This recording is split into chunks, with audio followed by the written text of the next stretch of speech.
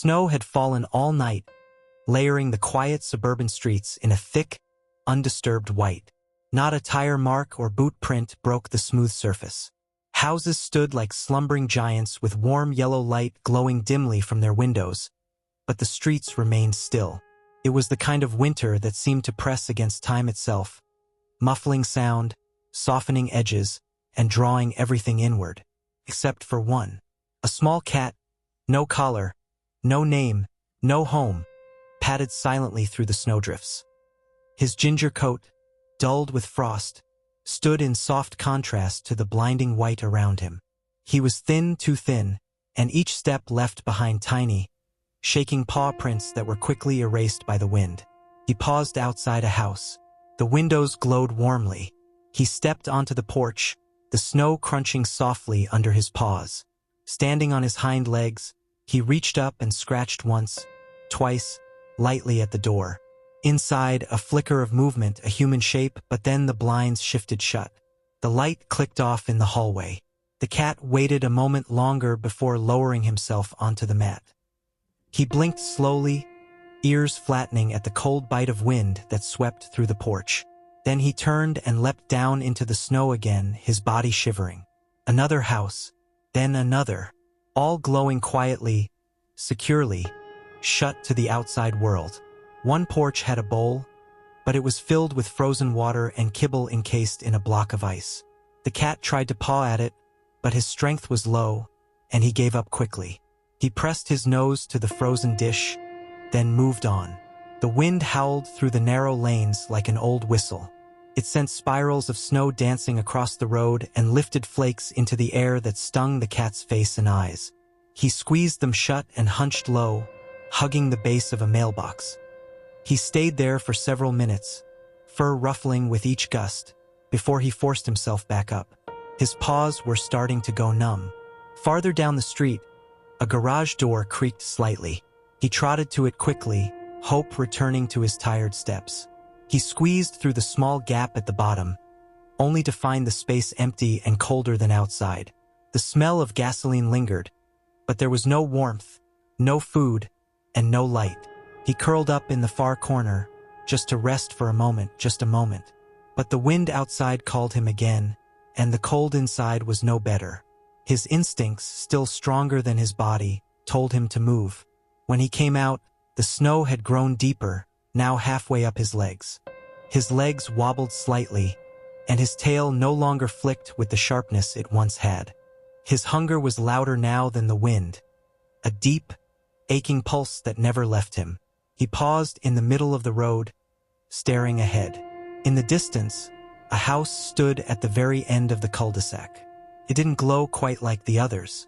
Its lights were softer, golden, and flickering. Not cold, but warm, like candlelight. Smoke puffed gently from the chimney, and there was something almost old about the place. A different kind of silence. He dragged his paws through the snow toward it. The porch light was on, casting a wide circle of brightness on the ground. The door was wooden, painted a faded blue, and on the doormat sat a small bowl, filled, not frozen.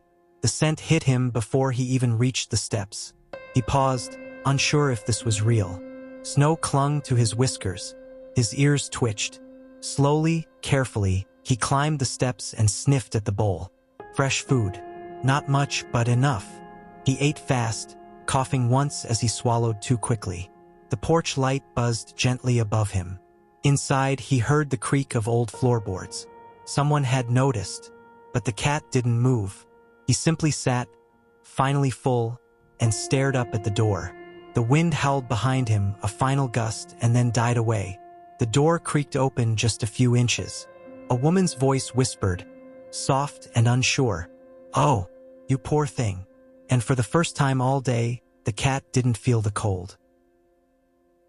Snow drifted steadily from the sky, blanketing the world in silence. It muffled footsteps, softened roofs, and swallowed sound. But for the small cat weaving through frozen yards and icy sidewalks, the stillness was anything but peaceful. It was heavy. It was cold.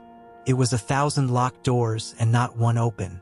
The cat moved slowly now, his body low to the ground, seeking patches of warmth like flickers of hope. He paused beside a vent at the base of a brick house, feeling a faint breath of warmth blow against his fur. He pressed closer, tucking his paws under his chest, letting the heat soak into his bones. But it didn't last. The blower shut off with a click, and the warm air vanished. The wind outside found him again. With a sigh that came out as a faint meow, he moved on. He climbed onto another porch, the wooden boards creaking beneath his weight. He scratched once at the door, then again, but there was no answer. Through the glass, he could see movement. A woman talking on the phone, pacing back and forth, her voice muffled through the thick air and thicker glass. She laughed, turned, and walked out of sight. He pawed at the glass just once. A light flicked off in another room. The cat backed away, tail low, and jumped off the porch. The snow was deeper now, clinging to his legs and belly, matting the fur beneath him. He trotted awkwardly to the next house. There, he meowed softly at the doorstep. Just one sound, more habit than hope. A child's voice rang out from inside. Laughter. Then a curtain twitched, revealing a pair of small eyes. The child pressed their hand to the window. For a second, the cat's ears perked up. He stood taller. But then a parent's voice called, and the child disappeared. The curtain fell back in place. The door stayed closed. He turned again, continuing his slow pilgrimage through the neighborhood. His paw pads stung. His fur, once thick and full, now sagged and clumped with ice. Still, he searched. Under a porch, he curled into a tight ball. The wind couldn't reach him here, but neither could warmth. Above him, footsteps passed. Voices muffled through the floorboards. A television flickered blue and white through the living room window. He watched shadows move inside, so close, so warm, yet unreachable. A world behind glass. He didn't understand the way people looked through him. Sometimes they would stop, glance, even tilt their heads with something that looked like concern. But nothing followed. No doors opened. No hands reached. The houses were not cruel. They simply didn't see him. He passed a home with candles in the window and wreaths on the door. Inside, a family gathered around a table, steaming mugs in hand. The smell of something warm drifted through the cracks in the door. The cat sat in the snow and watched. He imagined curling on their rug, pressed against a warm radiator, being brushed, named. The door didn't budge. Later, he found another bowl, not frozen this time, but empty. A kind gesture, maybe, or one forgotten. He sniffed at it and licked the rim, but it gave nothing. Still, he sat near it for a while, hoping someone might return. Snowflakes caught in his whiskers. His ears drooped, but his eyes stayed open, always watching. One home had a string of blinking lights wound around the porch railing.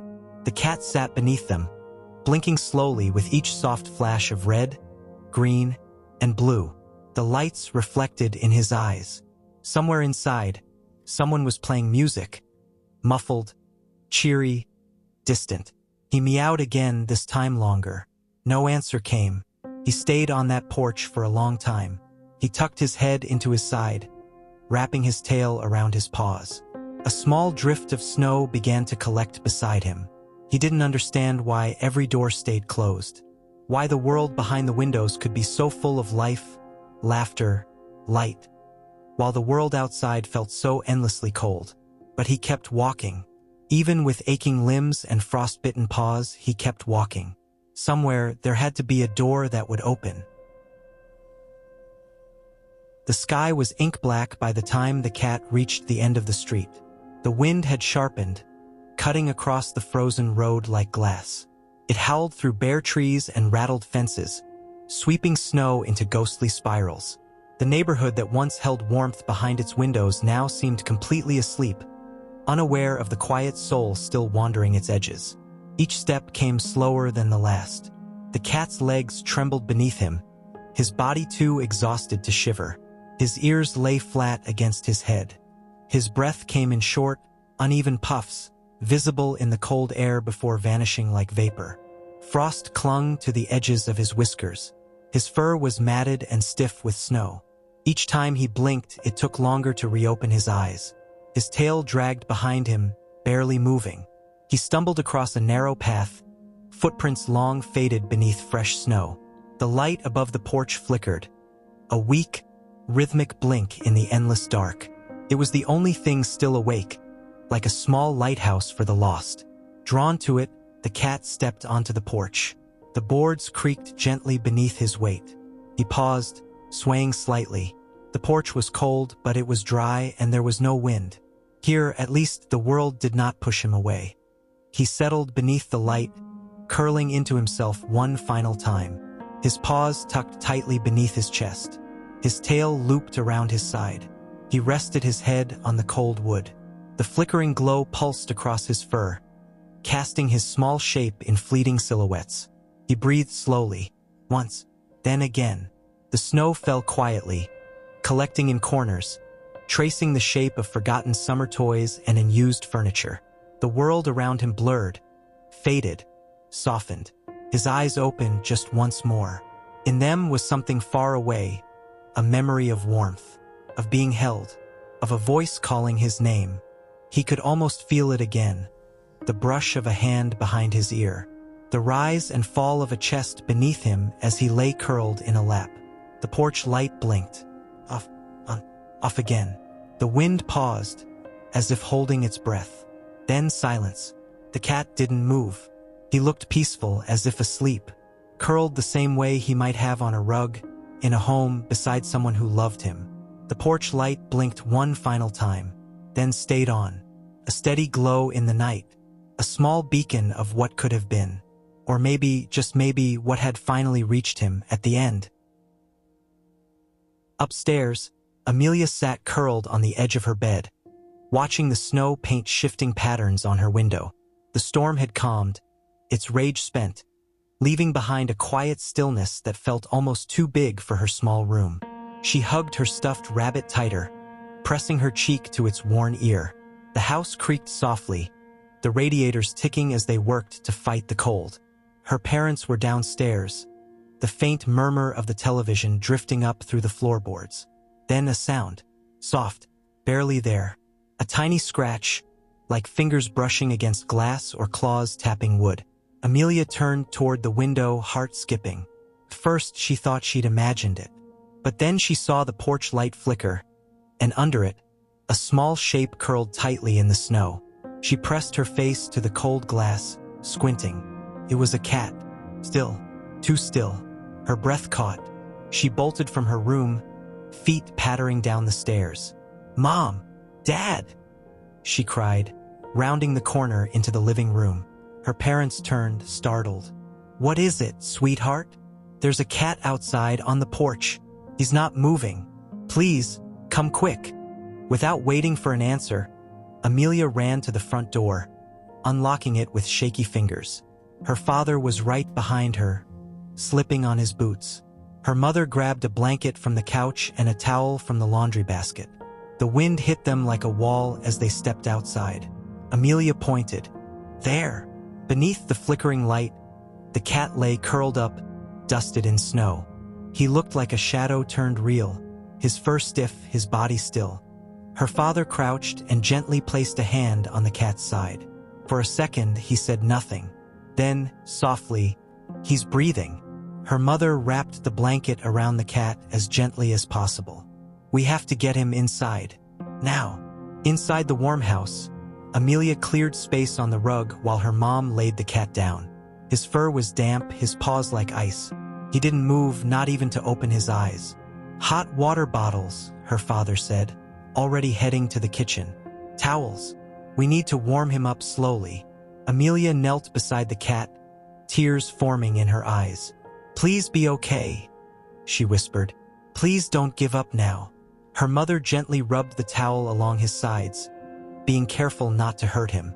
Steam began to rise from the dampness in his fur as the cold thawed away. Amelia placed one of her softest blankets over his back.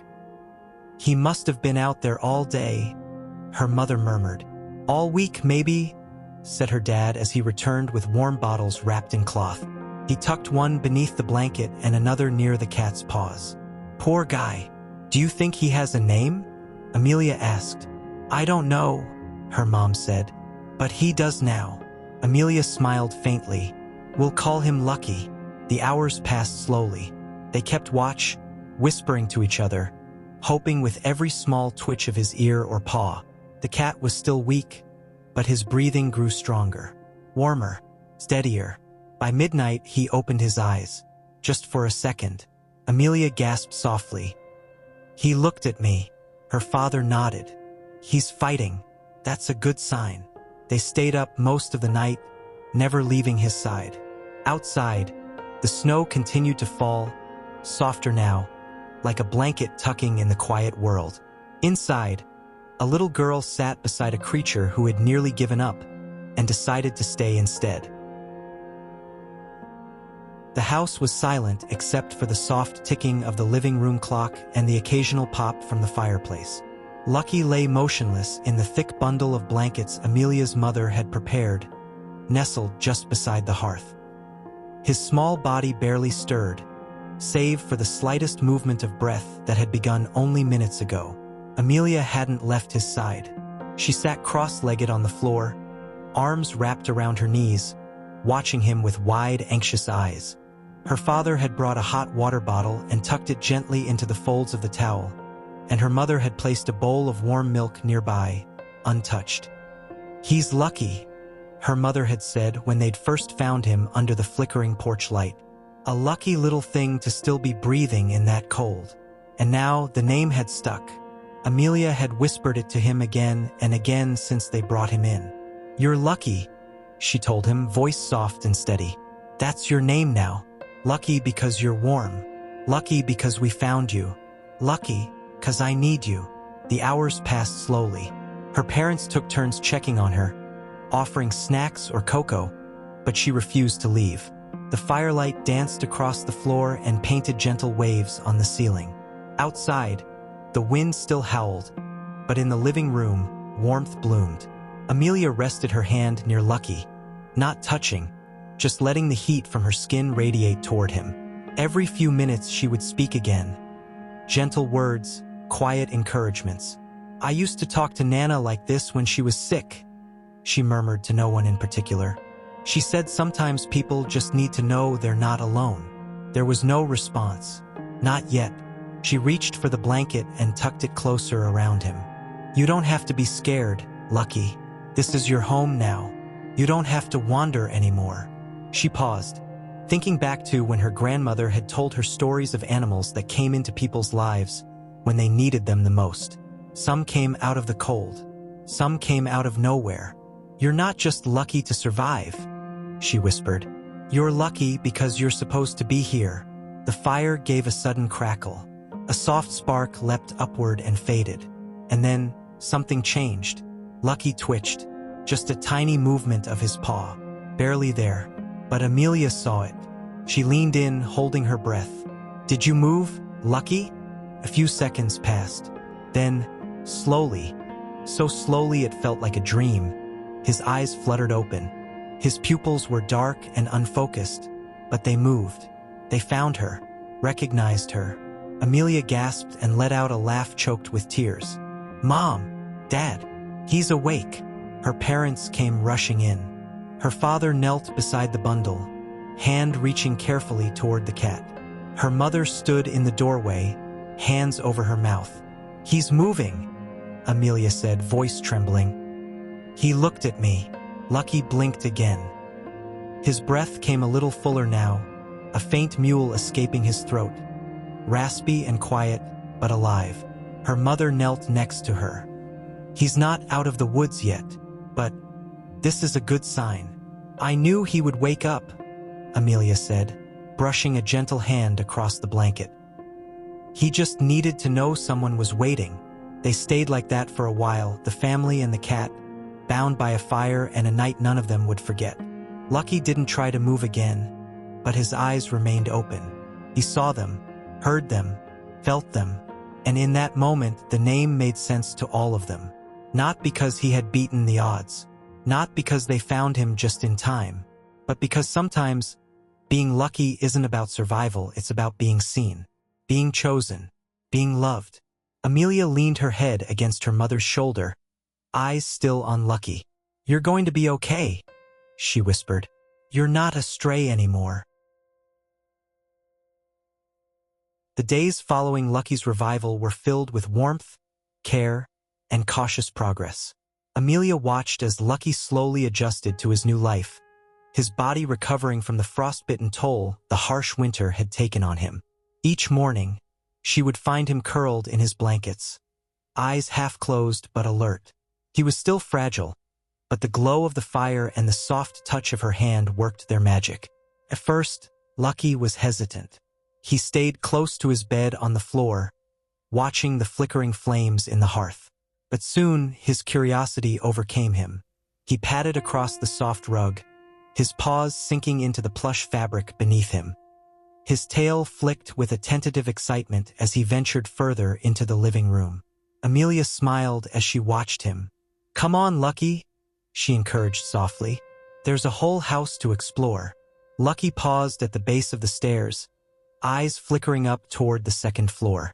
For a moment he hesitated, then took a slow, cautious step. Amelia followed behind him, just in case he stumbled. She wasn't sure how long he'd been without a steady home, but she knew he needed time to adjust.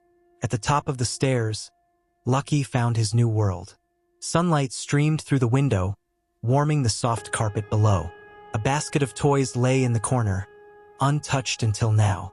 He padded over to it, sniffing one of the balls. Tentatively, he swatted it, and it rolled across the floor. His tail twitched as he watched it, and Amelia's heart swelled with affection. "Look at you," she whispered.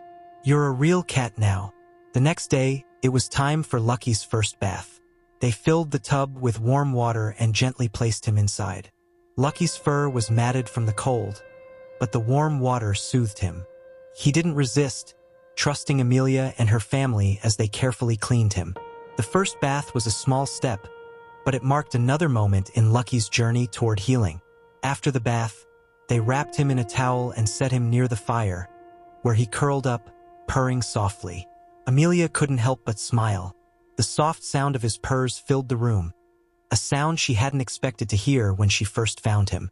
Later that day, they gave Lucky his first meal, a warm bowl of chicken broth with tender meat. At first, he sniffed at it cautiously, unsure, but as the rich scent filled the air, his hunger overcame him. He lapped at the bowl eagerly, finishing it within minutes. For the first time in what seemed like forever, Lucky's stomach was full. "Good boy, Lucky," Amelia whispered, stroking his fur as he lay on her lap, his eyes half closed in satisfaction. With each passing day, Lucky grew stronger. He ventured further into the house, exploring new corners and finding cozy spots to curl up. The soft rugs, the warmth of the fireplace, and the constant presence of the family gave him comfort. His once dull eyes began to shine with life again, and his once tired body grew more agile and confident. But there were still moments when Lucky would sit by the window, staring out into the cold, snowy world. He would watch the snowflakes fall, his eyes filled with quiet thought. Amelia would sit beside him, offering her hand in silent reassurance. "It's okay," she would whisper. "You're safe now. You're home." Lucky's past was never far from his mind. He remembered the dark alleyways where he had once roamed, the cold concrete that had scraped his paws. He remembered the nights spent huddled in corners, hoping for a little warmth, a little food. But all of that was behind him now. He had a home. He had a family. Each time he glanced around at the house, at the soft rugs, the warm fire, and Amelia's loving gaze, he couldn't help but feel an overwhelming sense of gratitude. This was the life he had always deserved. This was home. Amelia's family had given him more than just a place to sleep. They had given him hope, and most importantly, they had given him love. With each passing day, Lucky's heart began to heal, just as his body had. And as the days grew warmer and the snow melted, Lucky's trust in his new family grew stronger. He no longer flinched at the sound of footsteps or shied away from a hand reaching out to him. Instead, he leaned into their touch, seeking comfort and affection. Lucky's journey from the cold streets to the warmth of a loving home had been long and difficult. But now he was safe. He was loved. He was home. The days following Lucky's revival were filled with gradual transformation. The blizzard that had rattled the world outside was finally starting to subside, the howling winds giving way to a stillness that felt almost too perfect. Amelia would glance out of the window, watching as the sky slowly cleared, revealing streaks of soft blue where the clouds had once been thick and gray. The snow, which had buried the earth under its icy grip, was now gentle, drifting softly to the ground in peaceful silence. Inside, Lucky had settled into his new life. The shivers and tremors that once racked his small body were now gone, replaced by the steady rhythm of a happy, contented cat. The warmth of the fire, the soft cushions on the couch, and the loving attention from Amelia and her family had worked wonders. His fur had regained its softness, and his once dull eyes now sparkled with a quiet joy. He was no longer the desperate stray wandering through the cold. He was home. Amelia often found him curled up on the windowsill, a warm spot where the sunlight streamed in during the afternoon. His eyes would be fixed on the world outside, his tail flicking contentedly as the snowflakes continued to drift down. Sometimes he would curl tighter into a ball, basking in the warmth of the room, but other times, he would remain perched on that windowsill for hours, watching the world go by, his once-worn body now at peace. Lucky had become more than just a pet. He was part of the family, a quiet, steadfast presence in their lives.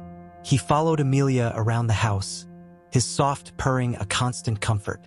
When she was in the kitchen, he would sit by her feet, watching as she prepared meals. When she settled down to do homework or read, Lucky would curl up on the couch beside her, often with his head resting gently on her lap. And though Lucky had adjusted to this new life, he never forgot the past. Sometimes, in the stillness of the evening, Amelia would catch him staring out the window, as if he were remembering something far beyond the warmth of the house. She knew that the journey from the cold streets to this cozy home hadn't been easy for him. But in the quiet moments, when Lucky would look out at the snow, she could see that he was finally at peace. One afternoon, as the sun began to set and the sky turned soft with hues of orange and pink, Amelia decided it was time to mark the day. She had found a small wooden plaque in the shed, a simple, handcrafted piece that she had kept for years. It had been meant for something else, something she'd never gotten around to finishing, but now it felt right. She carefully etched a few words into the wood and then hung it by the front door, just under the porch light where Lucky had been found that fateful night. The plaque read, "Here lives Lucky, the cat who never gave up." It was a small tribute to the resilience he had shown, to the way he had fought against the odds to survive, to find a family, and to find love. Amelia stepped back to admire it, feeling a quiet sense of satisfaction. She knew that the words on that plaque weren't just for Lucky. They were for her, too. For the times she had doubted whether she could make a difference, whether she could save him. For the days when she wasn't sure if he would ever wake up, ever trust again. But Lucky had, and now he was truly home. Later that evening, as the family gathered around the dinner table, Lucky jumped up onto his favorite perch, the windowsill by the front door. He gazed outside as the wind finally stilled, the last few flurries of snow drifting softly to the ground. The world outside was still, the chaos of the storm now a distant memory. Inside, the warmth of the fire and the glow of the kitchen light surrounded Lucky, and he settled in with a contented sigh. Amelia glanced over at him, a smile playing at the corners of her lips. She couldn't help but feel grateful for how far they had all come, for the family that had opened their door to the cold, for the love that had grown between them and this little cat who had never given up. As she watched Lucky, a final thought lingered in her mind. Sometimes, love doesn't arrive in grand gestures or moments of dramatic rescue. Sometimes, it arrives quietly, when you open the door to the cold and welcome something, or someone, into your life. Lucky blinked slowly, his eyes heavy with contentment. He had found his place in the world. And in that moment, he knew he was home, with a family that loved him as much as he loved them. The wind had stopped, the snow had melted, and the storm had passed. Now, in the warmth of their home, Lucky's journey had come to an end.